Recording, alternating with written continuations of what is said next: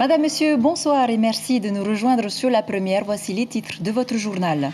La traditionnelle fête de l'orange n'aura pas lieu cette année. La commune de Punaouia poursuit son rahoui sur les hauteurs de Punarou afin de permettre la régénération des orangers menacés par le myconia. L'hôtel Tahar renaîtra-t-il de ses cendres? C'est ce que souhaite en tout cas le groupe immobilier français City qui a racheté l'établissement hôtelier. Qu'en pense la population d'Aroué et de Mahina? Vous allez les entendre. 12 millions de francs en partenariat contrat de ville et RSMA pour des actions sociales, décrochage scolaire, construction, le service militaire adapté vient au secours des jeunes des communes. 300 kilos de déchets ramassés aujourd'hui entre Ahono et Orofara, une action collective menée par les bénévoles de l'association Project Rescue Ocean pour l'environnement. Enfin, pour terminer, à Haïfinois vous emmène à Maïa où la gestion de l'eau est réalisée par chaque foyer. Comme dans les atolls, ils récoltent l'eau de pluie pour leur consommation quotidienne. C'était l'événement populaire de la commune de Punaouia, la fête de l'orange qui se traduit par la traditionnelle cueillette sur le plateau de Tamanou. Elle n'aura pas lieu cette année encore. La priorité de l'association en charge de la protection de la vallée de la Punarou depuis l'an dernier est de régénérer les plantations menacées par le myconia. Kaline Liénard et Marcel Bono. Ce sont les seuls porteurs d'oranges que nous verrons cette année. Les fameux agrumes de la Punarou resteront sur leurs arbres, comme en 2020. C'est dommage parce que c'est la tradition de Punaouia. Tous les ans, on cueille des orangers. Et on vend au bord de la route. Mais c'est dommage. Ça me désole. Moi, je préférerais avoir des oranges de Punaouia que des oranges américaines. Voilà. Je ne suis pas triste, puisque la nature ne fournit plus de ce fruit. On attendra que ce fruit prend plante et on reprend de manger. Depuis plusieurs années, la production d'oranges a baissé, la faute aux plantes envahissantes. Porteurs d'oranges, bénévoles et passionnés se relaient plusieurs fois par mois pour nettoyer le site. Il faut préserver la ressource et organiser le renouvellement de l'espèce. Le comité a décidé de planter cette année. Du moment que l'année dernière, nous avons fait germer des graines du plateau et puis ça a donné et aujourd'hui, on doit les planter en terre. La municipalité subventionne ce projet et assure par hélicoptère l'acheminement du matériel comme les kits de pépinière et tronçonneuses. Ça aurait été dommage qu'on rouvre la cueillette parce que c'est encore très fragile et je pense qu'avec tout le travail qu'ils ont fait, ils ont nettoyé les anciens orangers, les plants ont vraiment besoin d'être régénérés. Donc je pense qu'on peut laisser encore cette année et peut-être que l'année prochaine, ça ira mieux. La mairie de Punaouia fêtera ses 30 ans prochainement, privée de son symbole emblématique. La traditionnelle fête de l'orange est annulée, mais rassurez-vous, de nombreuses autres festivités sont programmées. Et en bref, ce fait divers à Reao dimanche, un homme a été fléché à la jambe avec un fusil de chasse sous-marine. La victime s'était interposée dans une rixe entre deux personnes alcoolisées. Très en colère, l'une d'elles a suivi la victime chez elle pour lui tirer dans la jambe. Je vous le disais tantôt, l'hôtel du Tahar vient d'être racheté par le groupe immobilier français City. Une information révélée par nos confrères de Radio 1, mis en vente en 2018 pour un montant de 2,5 milliards. Son nouvel acquéreur entend lui redonner vie. Le reportage de Natacha Silagi et Sandroli. Perché sur sa colline, le fantôme de l'hôtel mythique avec son accès plage et sa vue unique reste un objet de fantasme pour les promoteurs. Cette fois, c'est le groupe immobilier français City de Christophe Petit, ici avec le ministre de l'économie, qui est sur les rangs. Un groupe installé en France et au Maroc qui a acheté le terrain de 10 hectares et qui compte investir 2,5 milliards. Les habitants de la côte Est n'attendaient que ça. C'est très bien, c'est très bien. En plus, c'est à côté de chez nous.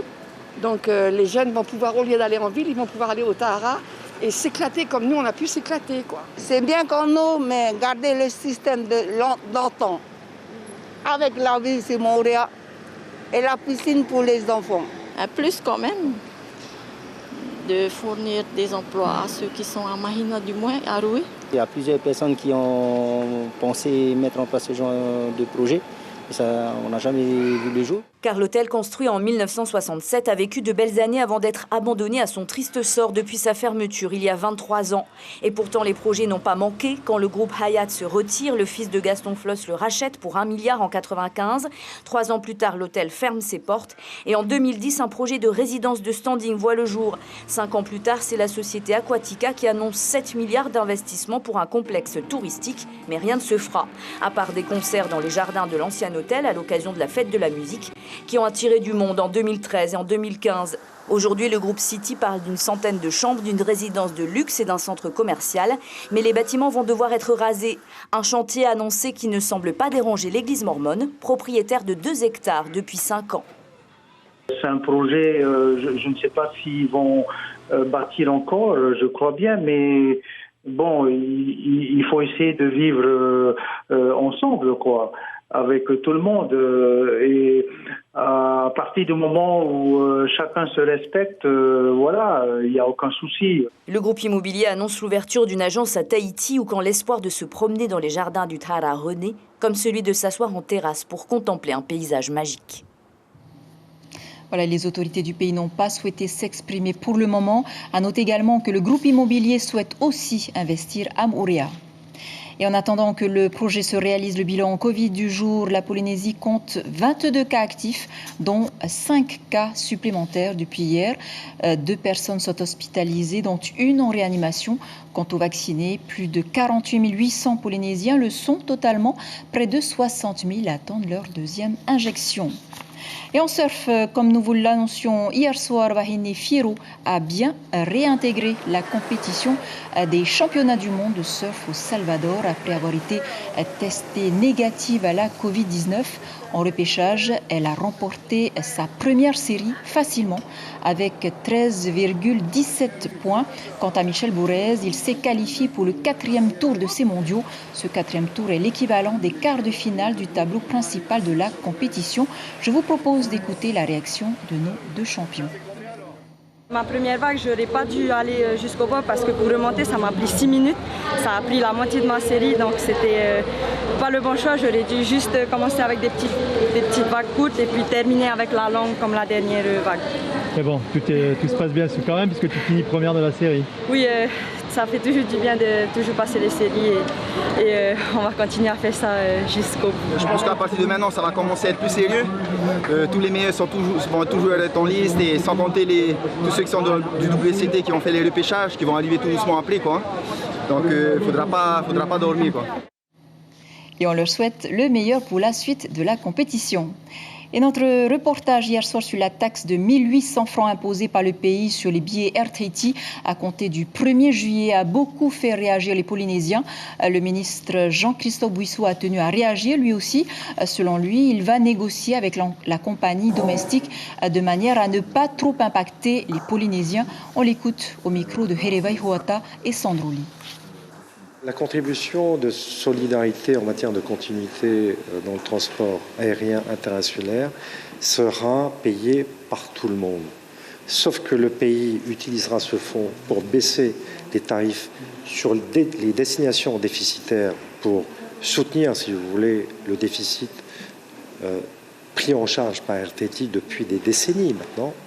Un équilibre donné à Air Tahiti sur ces destinations qui lui coûtaient 1 milliard de francs chaque année.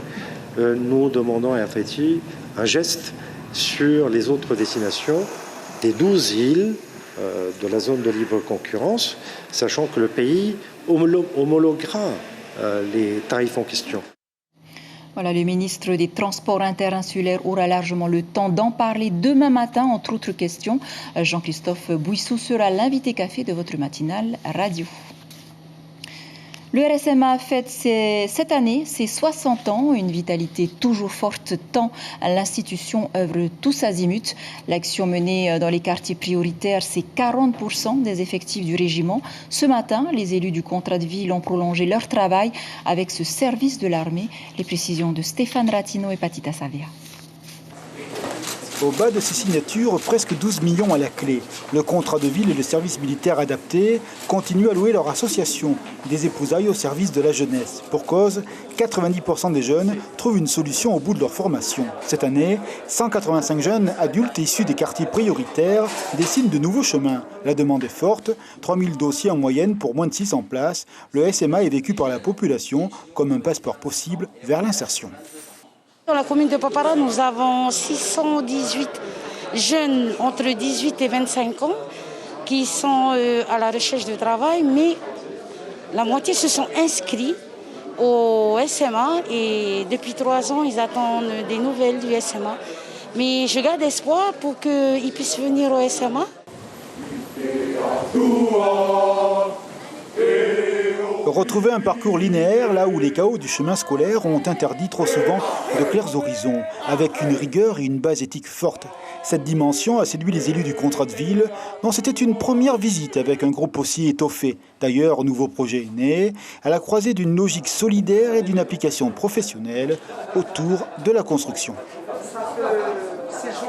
Nous allons mettre en place au niveau du gouvernement et au niveau de l'OPH la création d'une fédération d'associations pour venir en aide aux familles qui reçoivent des aides en matériaux mais qui n'ont pas la capacité de construire ou de réhabiliter eux-mêmes leur logement. Et ce serait véritablement une bonne chose pour ces jeunes.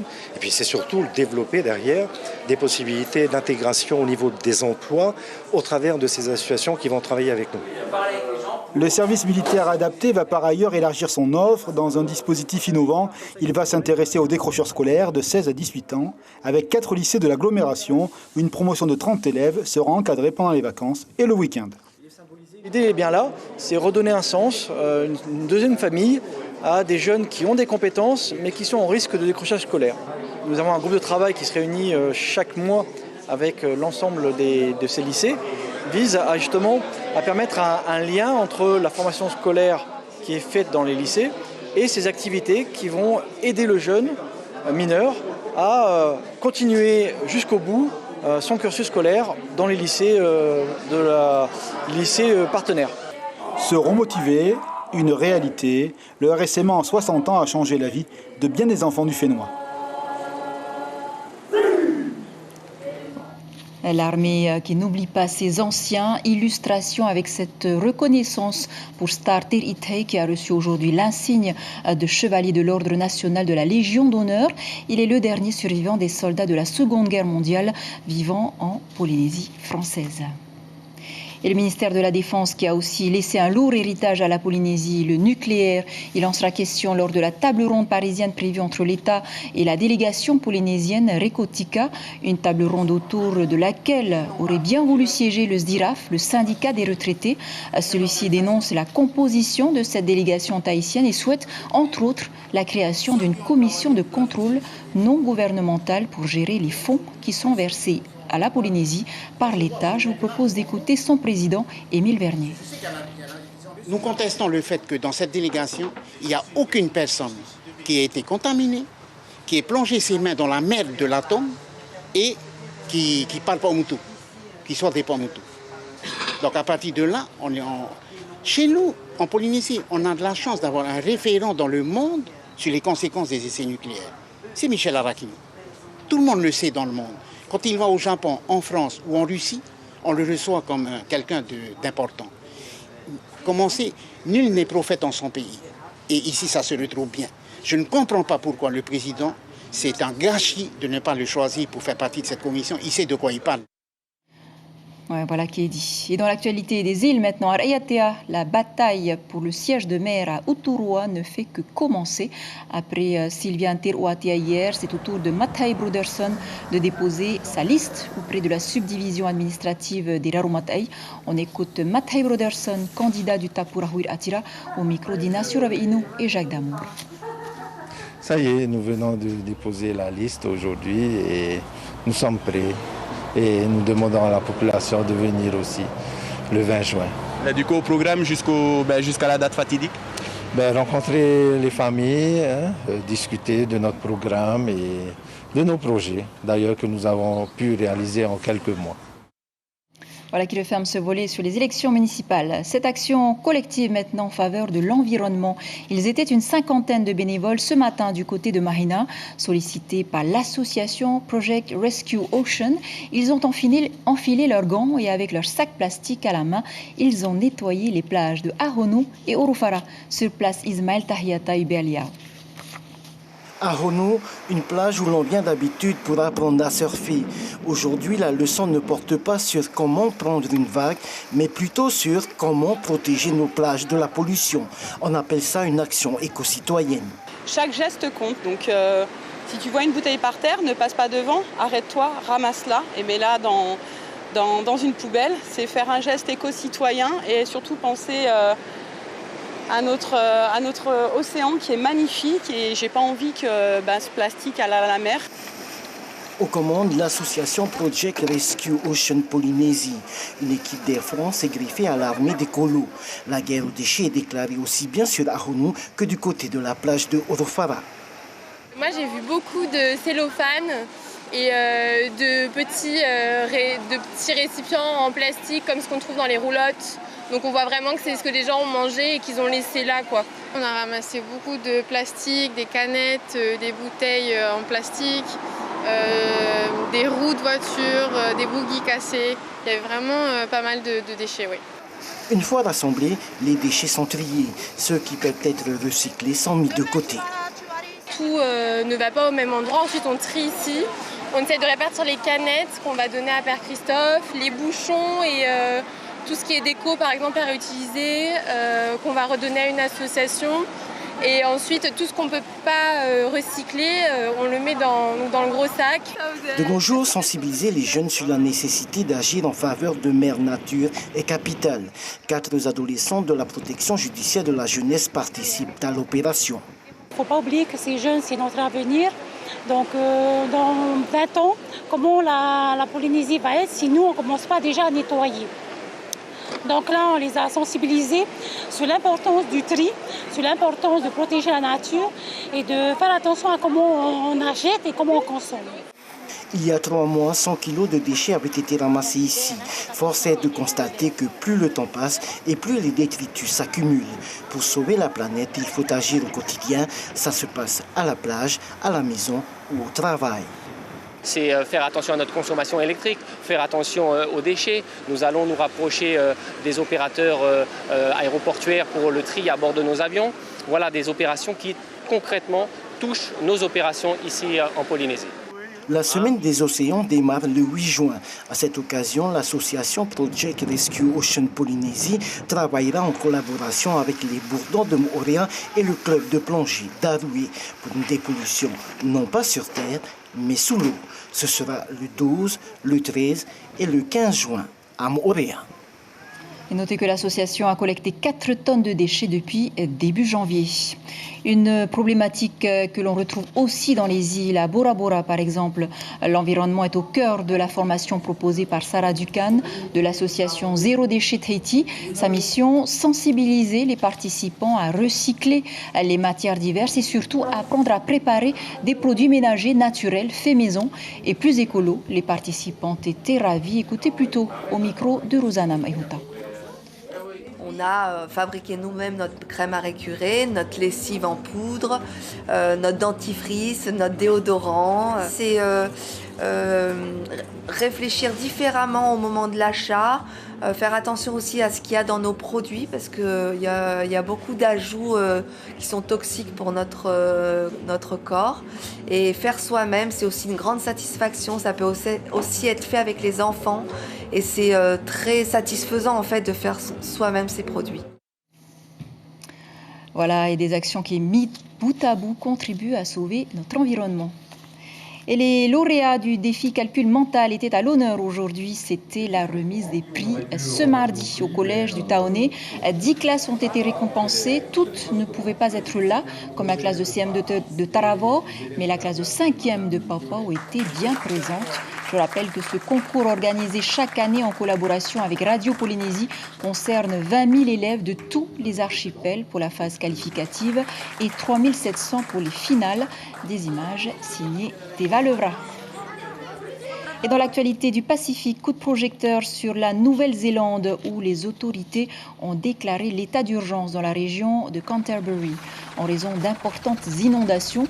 Un événement exceptionnel qui ne se produit qu'une fois par siècle, a déclaré la première ministre néo-zélandaise Jacinda Ardern ce mardi 1er juin. Un tiers des pluies de la saison sont tombées en une période très courte dans la région sur l'île du Sud. Comme promis, pour clore ce journal, l'île de Mai-o nous dévoile une autre facette du quotidien de ses habitants. Sur cet atoll isolé, il n'y a pas de réseau hydraulique. Chaque foyer possède un puits d'eau, saumâtre, et une citerne d'eau qu'il gère au jour le jour. Pas question de gaspiller la moindre goutte d'eau, car celle-ci dépend grandement des aléas de la météo. Sur place, Lorenzo Marama et Patita Savia.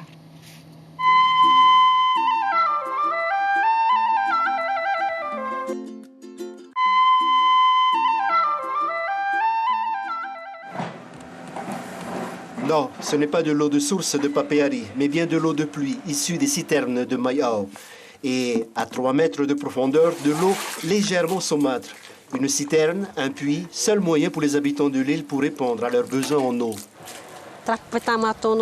Nous utilisons l'eau du puits uniquement pour les tâches ménagères, comme pour faire la vaisselle, la lessive et aussi pour se doucher.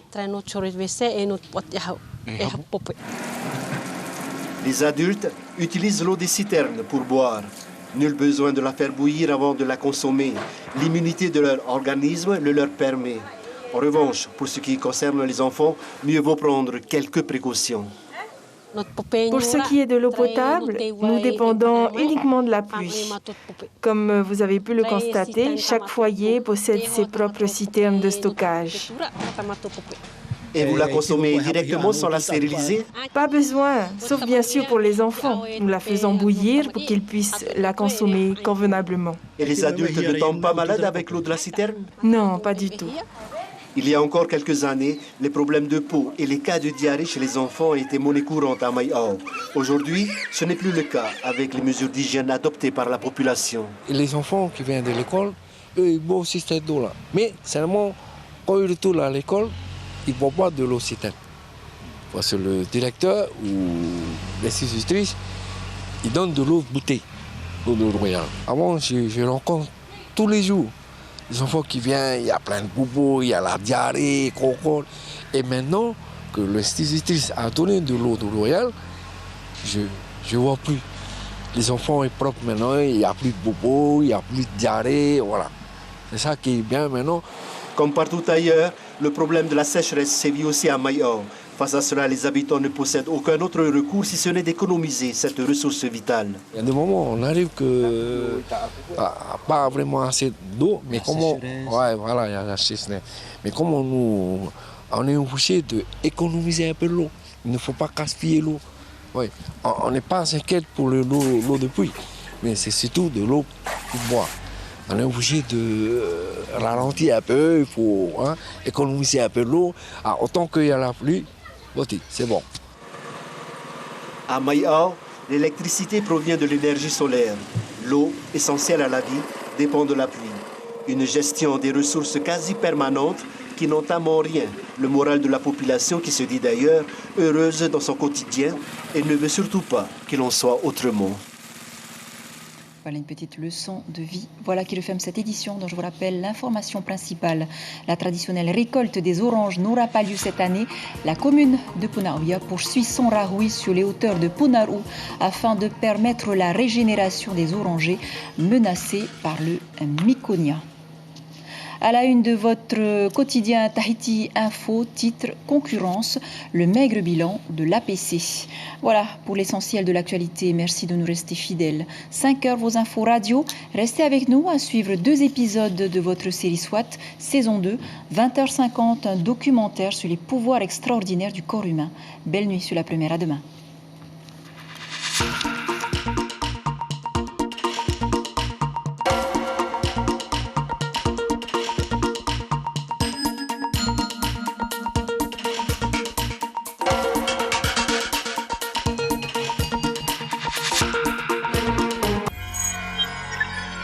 Retrouvez ce programme en replay sur notre site internet